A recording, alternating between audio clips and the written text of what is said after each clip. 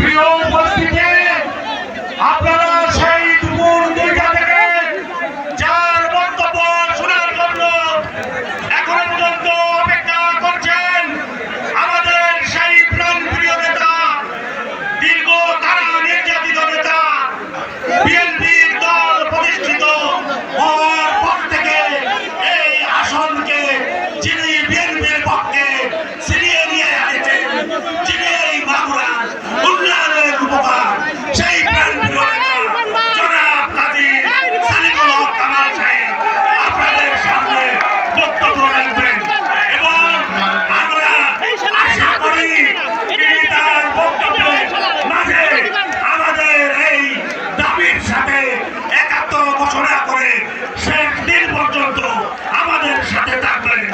এই বক্তব্য তিনি দিবেন, আমরা দেওয়ার কাছে আশা করি।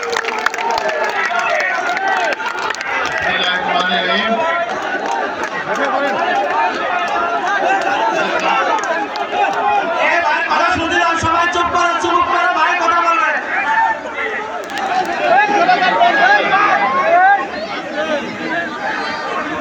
কোনো স্লোগান হবে না, কোনো কথা হবে না, তাকে আমাদের প্রাণপ্রিয় নেতার কথা শুনতে পারবো না।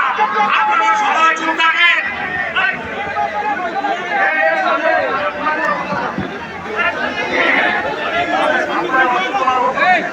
বিসমিল্লাহিররহমানিররহিম।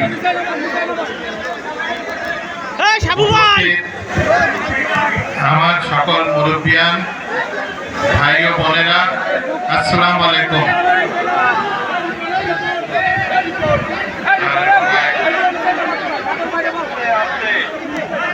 এত কথা বললে কি করে কথা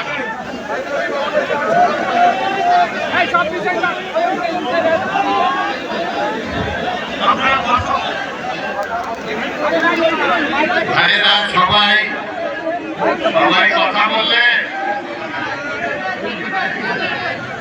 বুমগুলো নিচে রাখলেই তো হয়। নিচে রাখতে বলতে, হ্যাঁ বুম নিচে রাখেন। এই যে ধরতেছে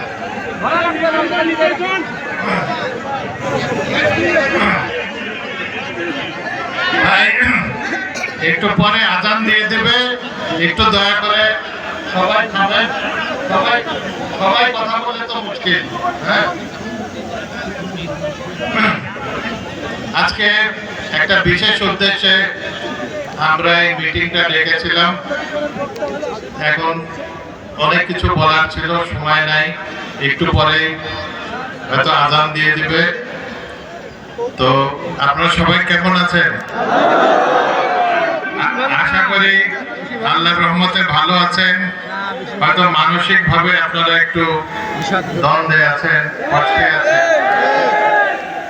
আমি আমার বক্তব্য সংক্ষেপ করব।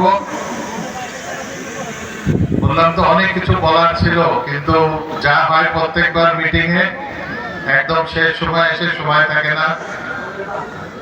আমাদের আপনারা জানেন যে আমি 2008-এ নির্বাচন করি নাই। 2007-এর থেকেই এক ধরনের চিন্তা করে যে দলের রাজনীতি থেকে আস্তে আস্তে অবসরে যাওয়ার চিন্তা আমি করি, কারণ দলের ভিতরে অনেক নোংরামি ঢুকে যায়, যে নোংরামি আমি পছন্দ করি না, আমি সরে যেতে থাকি। তারপরের ইতিহাস আপনারা জানেন, আমাদের বিরুদ্ধে ষড়যন্ত্র, মামলা কারা করছে, কারা এই আটপাড়া মোহাম্মদপুরে দাঁড়ায়, কারা বিভিন্ন কথা বলতো, এগুলো আপনারা সব জানেন। আমি কত ইতিহাসের ভিতরে আমি যাব না। আমি গত কয়েকদিনের আগের থেকে শুরু করি। আমাদের বাবু নিতাই রায়চৌধুরী একদিন আমার অফিসে আসলেন, এসে বললেন যে আমাকে দলের থেকে প্রাথমিকভাবে সিলেকশন করা হয়েছে, আপনি এলাকায় আসেন, আমার জন্য একটু কাজ করেন। তখন আমি বললাম যে আমি কি কাজ করব আপনার জন্য? আমি জেলের থেকে বেরোয় দেখলাম যে আপনার সাথে তো কেউ নাই, কাকে নিয়ে আপনি নির্বাচন করবেন? আমাদের 2 সাবেক উপজেলা চেয়ারম্যান আপনার সাথে নাই, যে এখানে বসা। আমাদের 19টা ইউনিয়নের চেয়ারম্যান একমাত্র বাবুখালী ইউনিয়নের চেয়ারম্যান ছাড়া ওনার সাথে কেউ নাই। আপনি কাকে নিয়ে দল করবেন, ইলেকশন করবেন? আমাদের কয়েকদিন আগে যে নির্বাচন হলো, এই কি বলে ওয়ার্ডের নির্বাচন, সেখানে আমাদের 513 জন নির্বাচিত হচ্ছে, সভাপতি, সেক্রেটারি, সাংগঠনিক। এর ভিতরে 501 জন ওনার বিরুদ্ধে মহাসচিবের কাছে চিঠি দিচ্ছে যে ওনাকে নমিনেশন দিলে ওনাকে পাস করানো কঠিন হবে। এখন আমি ওনাকে বলছি যে আমি এলাকায় যে জনগণের সাথে কথা না বলে আমি কোনো সিদ্ধান্ত নিতে পারবো না, কারণ আমার কোনো ক্ষমতা নাই, আমার কোনো শক্তি নাই। আমার শক্তি হলো যে আপনাদের। এখন আমাদের কি করা উচিত সেটা আপনারাই বলবেন। আপনারা যেটা বলবেন আমরা সেটা করব।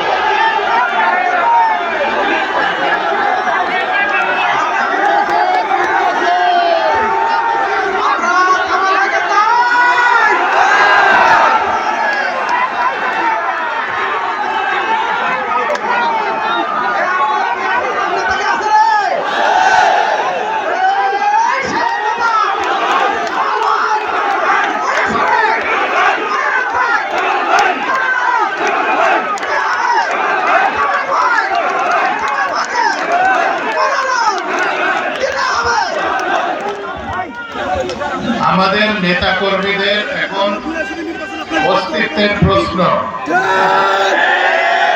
আপনারা যারা এই 16 বছর আওয়ামী লীগের সাথে যুদ্ধ করে মামলা খেয়ে, অনেকের আত্মীয় স্বজন মারা গেছে, অনেকের চাকরি হারিয়েছেন, অনেকের জমি জাতি গেছে, টাকা পয়সা গেছে, আমার নিজের ব্যবসা প্রায় সবগুলো ধ্বংস। আমি 7 বছর জেল খাটছি।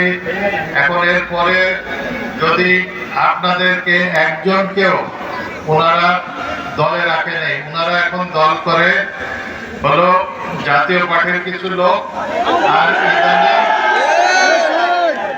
আওয়ামী লীগের কিছু লোক ওনাদের ঘাড়ে উঠছে।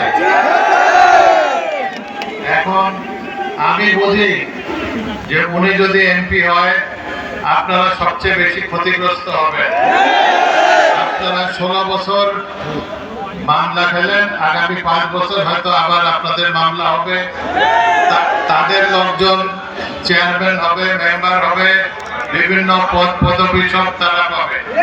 এই জন্যে আমি আমাদের দলের হাইকমান্ডের কাছে অনুরোধ করব যে আপনারা আমাদের তৃণমূলের নেতা, যারা আমাদের ওয়ার্ড পর্যায়ের নেতা, এরাই হলো আমাদের বিএনপির সৈনিক। এরা বিএনপির পতাকা প্রতিটা গ্রামে ওয়ার্ডে আপনারা প্রতিষ্ঠিত করে রাখছেন। আপনাদের মতামতের ভিত্তিতে যে কোনো প্রার্থীকে যদি দেয় আমরা তার সাথে আছি।